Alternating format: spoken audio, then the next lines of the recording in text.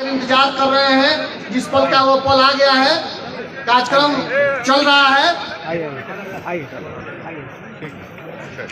वरीय अधिवक्ता supreme court और पटना स्नातक के चुनाव लड़ी दिवाकर जी के साथ शेखपुरा से कृष्णनंदन सिंह जी, नालंदा से सतीश मांझी जी, पटना पुलिस से सतीश कुमार सिंह जी, भोजपुर से श्री राम प्रताप सिंह, बक्सर से श्री दिवाकर पाठक, कैमूर से दलजीत सिंह, रोहतास से डॉक्टर प्रोफेसर देवेंद्र सिंह, अरवल से श्री शिव कुमार पासवान जी, जहानाबाद। मैं इसी के खिलाफ लड़ाई लड़ता रहा और जब अन्याय देखा, अन्याय के खिलाफ चिराग पासवान लड़ रहे थे, सत्ता को ध्यान में न रखते हुए जब ये लड़ रहे थे तो कि आज एक ऐतिहासिक क्षण है और जिस व्यक्ति को हम लोगों ने सृजन का व्यक्ति समझा, सृजन के लिए नेतृत्व सौंपा, वह सृजन घोटाला का अधिकारी बन गए। तो हमें कहने में कोई संकोच नहीं है कि बिना नीतीश कुमार की सत्ता को समाप्त किए बिहार का विकास संभव नहीं। अरुण कुमार जिंदाबाद जिंदाबाद जिंदाबाद। और ये क्षमता आप तमाम साथियों में है, बदल सकते हैं। मुझे याद है मैंने उनके साथ व्यक्तिगत हम लोगों ने कई प्रचार में एक साथ हम लोग गए, हेलीकॉप्टर में घंटों हम लोग बैठते थे, एक दूसरे से अपने विचारों को हम लोग साझा करते थे। और उसमें जिस तरीके से इनकी बातों को मैं सुनता था, एक युवा होने के नाते मेरे लिए भी एक बड़ी सीख के तौर पर इनके सोच, इनके विचार सामने आते थे। और आज मुझे खुशी है कि पार्टी में सक्रिय तौर पर अक्सर ये रहकर भी मुझे अपने सुझाव देते थे, बताते थे कि नहीं देखिए ऐसा कीजिए, पार्टी में ऐसा करने की जरूरत है, संगठन में ये करने की जरूरत है। तो मैं इनसे आग्रह करता था कि आप बाहर रहकर जितने सुझाव देते हैं उससे बहुत खूबसूरत रहेगा कि आप पार्टी के भीतर आइए और खुद उन सुझावों पर अमल करके आप हमको दीजिए, ताकि हमको भी और ज्यादा ताकत मिले, बल मिले। तो मुझे खुशी है और मैं पुनः अपनी तरफ से, अपनी पूरी पार्टी की तरफ से, और अब ये आपकी भी पार्टी है, मैं पुनः डॉक्टर अरुण कुमार जी का मैं स्वागत करता हूं। साथियों, आज जब मैं यहाँ आप लोगों के बीच मौजूद हूँ, बिहार जिस दौर से गुजर रहा है, बिहार को लेकर, बिहार की परिस्थितियों को लेकर बहुत से मंच पर बहुत सारी चर्चाएं हुई, बहुत सारी बातचीत हुई।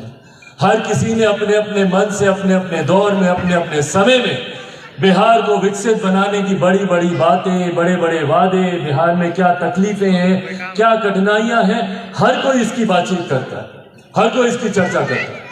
पर हकीकत यह है जहां यकीनन प्रदेश एक बदलाव की ओर बढ़ रहा है, और जैसा मैंने कहा कि जब युवा जोश के साथ अनुभव मिलता है तो ये इतना खूबसूरत मिश्रण होता है। युवाओं में जोश होता है, नई सोच होती है, पर अनुभव का कोई पर्याय नहीं होता है। आज जब अनुभव भी हम लोग के साथ यहाँ पर जुड़ने जा रहा है, डॉक्टर अरुण कुमार जी के रूप में, जिन्होंने मेरे नेता, मेरे पिता स्वर्गीय रामविलास पासवान जी के साथ उनके हाथ को मजबूत करने का उन्होंने काम किया।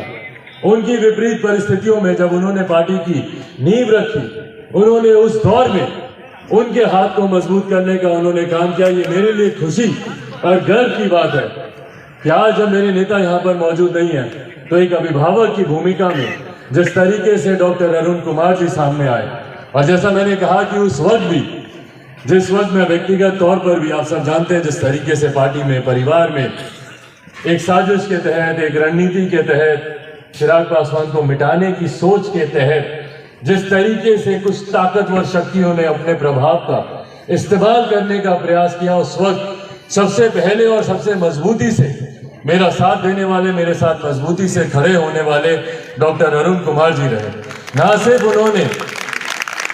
ना सिर्फ मेरा साथ मानसिक तौर पर दिया, बल्कि उन्होंने प्रधानमंत्री जी को भी पत्र लिखकर तमाम परिस्थितियों के बारे में और बिहार में जिस तरीके से राजनीतिक षड्यंत्र रचा जा रहा है उसके बारे में भी उन्होंने मजबूती से प्रधानमंत्री जी को भी लिखित तौर पर न सिर्फ उन्होंने जानकारी दी, बल्कि हर मत से मजबूती से उन्होंने इस विषय को उठाने का काम किया। मेरे लिए आज ये खुशी, हर्ष और गर्व की बात है कि एक ऐसे नेता जिन्होंने बिहार की राजनीति में न सिर्फ उनका एक बड़ा वर्चस्व है, बल्कि वो निरंतरता में समर्पित रहे बिहार के लिए। बिहारियों साल के बाद भी बिहार पिछड़ा है, ये हकीकत है।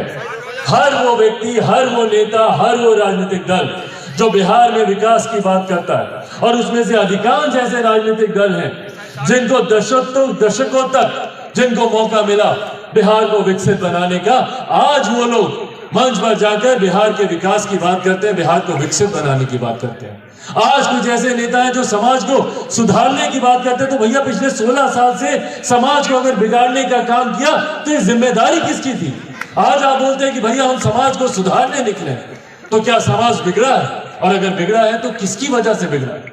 कौन नेतृत्व कर रहा है प्रदेश का पिछले 16 सालों से?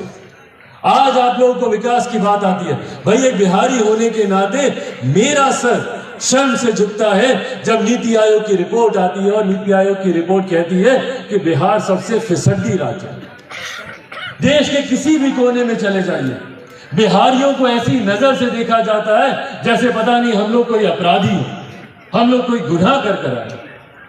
नेशनल चैनल्स में देख लीजिए, नेशनल अखबारों में देख लीजिए, प्रिंट मीडिया में देख लीजिए, इलेक्ट्रॉनिक सोशल मीडिया पे आप देख लीजिए, हर एक जगह अगर बिहार सुर्खियां बनाता है तो सिर्फ और सिर्फ असामाजिक कार्यों की वजह से, कहीं अपराध की वजह से, कहीं किसी की दिन दहाड़े गोली मारकर हत्या कर दी उसकी वजह से, कहीं ऑपरेशन में मोतियाबिंद के ऑपरेशन में आंखें निकाल ली इसकी वजह से, कहीं जहरीली शराब पीने से लोगों की मृत्यु हो गई इसकी वजह से। भैया कब वो दिन आएगा जब बिहार सुर्खियां बनेगा अच्छे कार्यों की वजह से?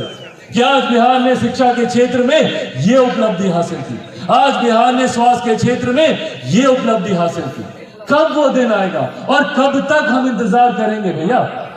7 दशक से ज्यादा बीत गए, भारत एक साथ आजाद हुआ, भारत के तमाम प्रदेश एक जैसे चमचमाते प्रदेश बने, और दूसरी तरफ हमारा बिहार प्रदेश जो आजादी के 75 साल के बाद भी पिछड़ा प्रदेश कहलाता है। मैंने आज तक कभी नहीं सुना कि कोई दिल्ली का लड़का बिहार आता हो शिक्षा के लिए।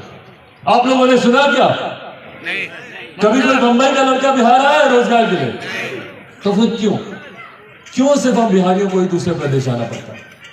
शिक्षा के लिए, रोजगार के लिए, स्वास्थ्य सेवाओं के लिए युवा खड़े हैं। मैं देखता हूं दिल्ली, बंबई जाते हैं, वहां पर बेंगलोर जाएंगे, गुरुग्राम जाएंगे, नोएडा जाएंगे, तमाम दूसरे प्रदेशों में जाएंगे और रोजगार करेंगे, बेहतर रोजगार करते हैं, उद्यमी बनते हैं। दूसरे प्रदेशों में जाते हैं तो यही बिहार का युवा 150, 500 आदमी को रोजगार देने के काबिल बनता है, पर वही युवा जब बिहार में रहता है तो उसको वो सुविधाएं नहीं मिलती, वो अपॉर्चुनिटी नहीं मिलती कि वो अपने आप को या अपने परिवार को आगे बढ़ा सके। मैं देखता हूं महिलाओं को, बुजुर्गों को दिल्ली में जाकर एम्स के सामने दिनों दिन तक लाइन लगाकर खड़े रहते हैं डॉक्टर से मिलने के लिए। भाई ये स्वास्थ्य सेवा हमें हमारे प्रदेश में क्यों नहीं मिल सकती? पर विडंबना है कि जिस प्रदेश का मुख्यमंत्री स्वयं एक मोतियाबिंद जैसे छोटे से ऑपरेशन हुए, भैया कैटरैक्ट का ऑपरेशन कितना बड़ा ऑपरेशन होता है, छोटा सा ऑपरेशन, पर जिस प्रदेश का मुख्यमंत्री स्वयं अपने कैटरैक्ट के ऑपरेशन के लिए दिल्ली जाते हैं 1000 किलोमीटर की चार्टर फ्लाइट करके, तो स्वाभाविक है कि उस प्रदेश के हालात क्या है स्वास्थ्य को लेकर, और जो कि प्रमाणित भी हो गया। मुजफ्फरपुर में भैया बताइए, बाई आंख में मोतियाबिंद था, दाई आंख का आपने ऑपरेशन कर दिया, और जिस आंख का आपने ऑपरेशन किया उस आंख को निकालना पड़ा। ये हमारे स्वास्थ्य की हकीकत है बिहार में। और उसके बाद लोग आते हैं, बड़े बड़े वादे दावे करते हैं कि भैया हमने विकास के लिए इतना कुछ किया, इतना काम किया। कुछ लोगों को तो काम दिखता ही नहीं है, कुछ लोगों को तो बस बोलने की आदत होते हैं, बोलते रहते हैं, काम नहीं दिखता। अरे भैया विकास करते तो हम भी आपकी तारीफ करते मुख्यमंत्री जी। आप सिर्फ अपनी पार्टी के मुख्यमंत्री नहीं है, आप हमारे प्रदेश के मुख्यमंत्री हैं और बिहारी होने के नाते आप मेरे भी मुख्यमंत्री हैं। पर आप मुझे मौका तो दीजिए कि मैं आपकी तारीफ करूं। आप मौका तो दीजिए कि कोई बिहारी गर्व से बोल सके